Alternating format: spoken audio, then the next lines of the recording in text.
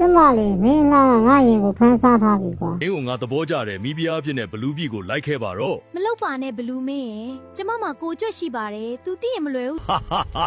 မင်းပြောတဲ့ကိုကြွတ်ဆိုတာဘာတူလဲငါလိုဘလူးမင်းကကြွတ်ကိုကြောက်ရမယ်တဲ့လားကဲလာညလေးပေါ်တက်ဟေးဘလူးမင်းငါမိမလက်ကိုအခုချက်ချင်းလွတ်ဆန်းမင်းရန်ရှာရမှာကငါဟေးဟာဟွာဒါကဂျက်လီရဲ့ဝှက်ဖုံးတွေကကြွက်လက်တီးပဲမြည်ကြည့်စမ်းဒီကောင်လေးဘလူးတွေမြန်နေတာလေအမလေးငါမေးရတော့ကွဲပြီထင်တယ်မင်းလူကြွက်ကဒီလောက်တန်လာကြီးလားဘလူးလဲဘလူးမင်းမမိမ့်မကိုထပ်ပြီးနှောက်ဆက်ချင်သေးလားတော့ပြီငါတစ်သက်မှာမင်းလူကြွက်နဲ့တွေ့မှအထိနာတာပဲတိတ်ခါတော့ကြလိုက်တာကွာသွားပြီဟဲ့နောက်တစ်ခါဒီဘက်ကိုခြေဦးတော့မလဲတော့ဘူး